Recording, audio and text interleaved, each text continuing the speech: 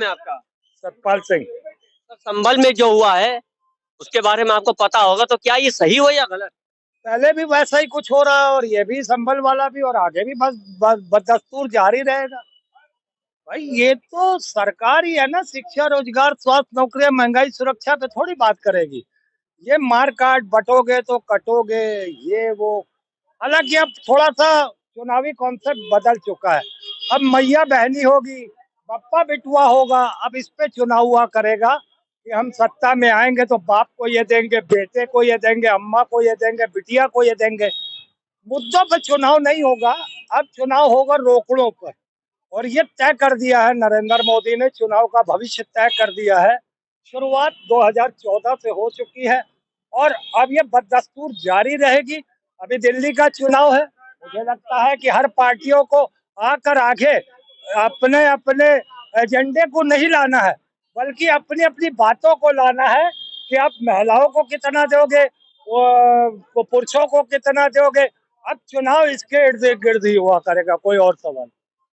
लेकिन संभल से पहले बहराइच में भी मामला हुआ था, जहाँ पे एक युवक की गोली मार के हत्या कर दी गई थी। अब यहाँ पे देख रहे 3 युवकों की मौत हो गई है संभल में। तो क्या लगातार ये ऐसे ही चलता रहेगा? जब तक सत्ता परिवर्तन नहीं होगा, मैंने पहले भी कहा शुरुआत में ही, ये बदस्तूर जारी रहेगा। पहले भी था, आगे भी जारी रहेगा। ये कभी मुद्दों पे नहीं, ये मुर्दों पे राजनीति करते हैं। चाहे पुलवामा हो, चाहे जगह जगह लोगों को मारना हो, या औरतों का बलात्कार, या उसके बाद उसकी हत्या हो। ये इसी तरीके से सरकार चलेगी। मैंने जो कहना था कह चुका। सर क्या नाम है आपका? कुंवर अजय सिंह नाम है मेरा। संभल में जो हुआ है उसकी जानकारी है आपको?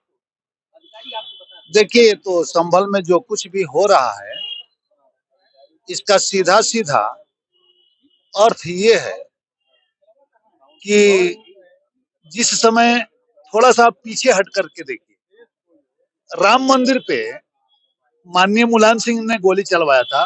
राम भक्तों पे माननीय मुलायम सिंह ने जब गोली चलवाया था, तो उस समय वो बताया कि न्याय हित में मैंने किया। और जहाँ सर्वे हो रहा है, वो कोई छापा थोड़ी पड़ रही, मस्जिद को ढाया थोड़ी जा रहा। राम, इस नारे की लगाने की क्या जरूरत थी? यही बहराइच में भी हुआ था। देखिए, जो भी आप कर रहे हो, आप सोशल मीडिया के वीडियो या जिस आधार पे आप कर रहे हो, जय श्री राम, तो क्या हिंदुस्तान में हम रहते हैं, हम सनातन धर्म के मानने वाले हैं और हम जय श्री राम कहेंगे तो अपराध है क्या?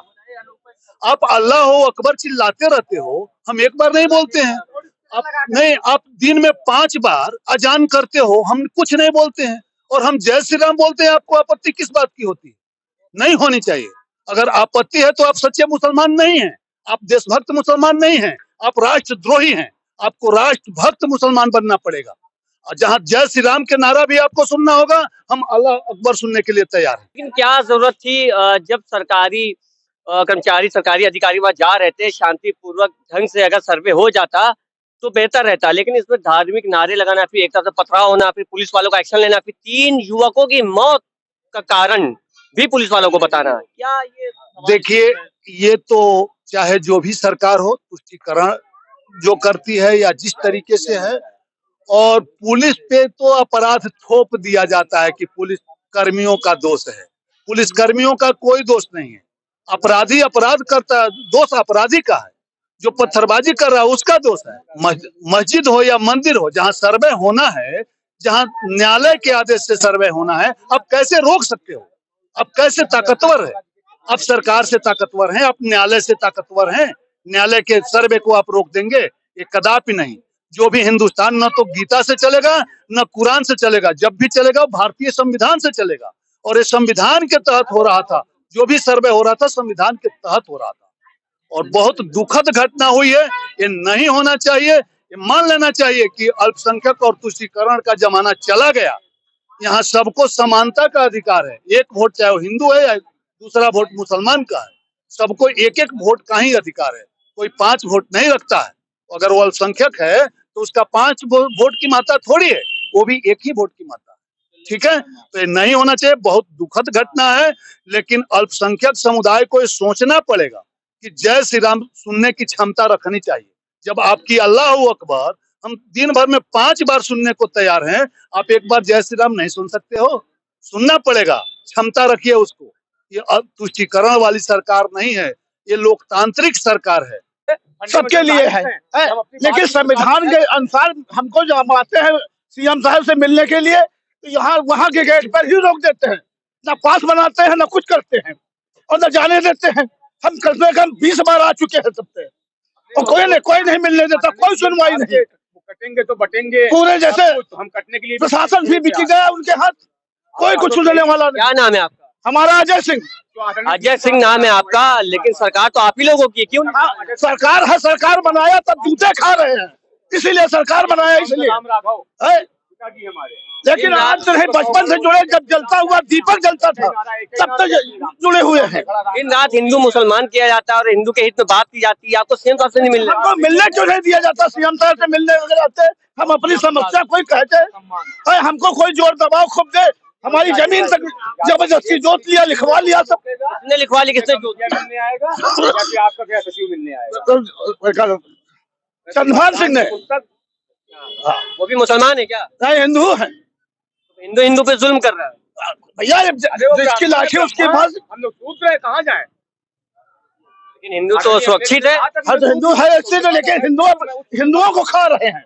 अच्छा, हिंदू हिंदू को खा रहा है। हाँ, तो सूत्र हूँ। लेकिन कहा जा रहा है मुसलमान खा रहा है। मुसलमान को कहते मुसलमान फिर सही है, इससे तो अच्छा मुसलमान भी फिर सही है। जो मुसलमान सही है। हाँ, मुसलमान बिल्कुल सही, वो अपने धर्म का अगर कोई ब्याज पैसा अगर मांगता तो ब्याज पैसा नहीं देता, ऐसे दे देता। और हिंदू पर दोगला कोई चीज नहीं है, क्योंकि वो ब्याज पर ब्याज लगाता है। आपकी समस्या क्या है जो सीएम साहब को लेकर शिकायत की आपको? अरे हमारी समस्या ही बहुत कुछ है, हमारी खेती भी चली गई, सब घर भी कब्जा लोग कर रहे हैं। लड़का हमारा अन्याय कोर्ट में वकीलों ने मारा उसको, वकीलों ने। फेंक दूंगा। मोदी जी कहते ना कि विपक्ष जो है सम्मान दे, वकीलों ने आप प्रेम दे, फिर सम्मान। छात्र में अगर एक है तो उसको क्या वकील मारेंगे? वकील मार नहीं सकते हैं, मारने का अधिकार नहीं। अगर किसी की वकील के रास्ते पर बैठा दिया कि बेटा सीखो, और हमसे कहते हैं कि सीखने के पैसे दीजिए हमको। आदरणीय अखिलेश जी ने बोला था विधानसभा के अंदर कि मैं शूद्र हूँ, ठीक है, वो शूद्र सामने खड़ा, ये उच्च कुल का शूद्र। मैंने कहा ना कि मैं सिखा रखता हूँ, ये मेरा अपराध है, मैं तिलक लगाऊंगा, ये मेरा अपराध है, तो मुझे ब्राह्मण जूतों से मारेगा, मारे ब्राह्मण जूतों से, ये एनकाउंटर करेगा राघवेंद्र सिंह। इन हाथों से हत्या लिखी होगी हो जाएगी। संविधान सबके लिए एक है। लिखत में क्यों नहीं? 100 बार दिए, 100 बार। 1 साल 3 दिन बाद मेरा मुकदमा लिखा गया आदरणीय डीजे साहब के आदेश पर। डीजीपी साहब का ट्वीट है, सीएम साहब का ट्वीट है, पूर्व सीएम साहब का ट्वीट है, राज्यपाल साहब का ट्वीट है, राज्यपाल जी का भी। और यहाँ से लेकर दिल्ली तक जूते से ज्यादा एड़िया तक घिस डाली। जूते तो पहने ना, कम से कम 10वें जोड़े जूते हैं ये आपके साथ 2 वर्षों में। आदरणीय पिताजी हमारे अजय सिंह बिष्ट, उनका भी नाम है, आदरणीय योगी जी का भी पूरा नाम अजय सिंह बिष्ट है, हमारे पूज्य पिताजी का भी नाम अजय सिंह ही है, और इनका बेटा ये राम राघव राघवेंद्र सिंह। वो अगर उत्तर प्रदेश सरकार है तो हम भी राघवेंद्र सरकार है। अच्छा, आपको नहीं लगता है कि वो इतना बिजी रहते हैं? क्या नहीं लगता कि हिंदू और मुसलमान मंदिर और मस्जिद में भी सारी जनसभाएं हुई, हमने आवेदन दिया कि मुझे लोकसभा का टिकट दीजिए, फंडामेंटल राइट से। उधर पीडीए बोल रहा था, हम पीडीए में नहीं जा रहे थे, आप बटेंगे कटेंगे का नारा दे रहे थे, हम तो आपके साथ ही रहे। हमारा क्या दोस्त था कि आपको वोट किया है? ये दोस्त था हमारा यही दोस्त है कि हमने आदरणीय सीएम साहब के उज्जवल भविष्य का देख के, उनके भाषण को देख के, उनको छोटा सुन के मैंने उनको वोट कर दिया। ये हमारा दोस्त है, ये हमारा अपराध है। अब क्या करेंगे आगे? आप करेंगे क्या? आत्महत्या कर लेंगे, पूरे परिवार सहित मर जाएंगे। कल आएंगे, कल संविधान दिवस है ना, कहानी खत्म कर देंगे। भाजपा के नाम से कल विधानसभा के सामने रहेंगे, देंगे वोट नंबर देना, लेकिन आत्महत्या करके मर जाएंगे। हाँ, वोट किसी और को नहीं देंगे, न कहीं और जाएंगे। आत्महत्या कोई ऐसा रास्ता नहीं है। अरे कोशिश करिए, पर वाला रास्ता सब दे देगा। कम से कम 10 लोग जानेंगे कि भाजपा में जुड़े हुए हैं, इन्होंने आत्महत्या की, कोई सुनने वाला नहीं। लोडर पे बैठ के प्रचार किया, कहते रहे अरे हमको सीएम साहब से मिलना, हम अपनी बात कहना है, मुसीबत हमारे ऊपर। जनता दरबार लगती तो है, जनता दरबार। अरे जनता दरबार अभी होके आए हम कोई नहीं, लेटर पर देख के आए, रोज जाए रहो कोई। सर क्या नाम है आपका? आचार्य रविंद्र योगी। कल जो संभल में घटना हुई है उसकी जानकारी है आपको? बिल्कुल है, उनकी जानकारी काहे नहीं है। जो अब उत्तर प्रदेश में कोई घटना होगी इसकी जानकारी नहीं होगी, तो ऐसा तो असंभव है। और जानकारी भी है, और उसपे जो जहाँ तक हमको जानकारी है कि ये बहुत गलत हुआ है। और चूंकि सरकारी एजेंसियां वहां सर्वे करने आ रही थी, उनको सर्वे करने देना चाहिए था। और इन लोगों की, मुसलमानों की सोची समझी साजिश थी। कुछ कुछ मौलाना लोग हैं जो कि ये दंगा भड़का करके माहौल को खराब करना चाहते हैं। क्योंकि अभी 2 दिन पहले ही उत्तर प्रदेश के 9-8 लोकसभा का, विधानसभा का चुनाव का वो आया है, रिजल्ट आया, जिसमें भारतीय जनता पार्टी किसी 7 सीटें जीती हैं। उसी के खुंदस बस इन लोगों ने वहां पे एक बहुत ही गलत किया है, और इसका सख्त से सख्त कार्रवाई इस पे योगी आदित्यनाथ करेंगे।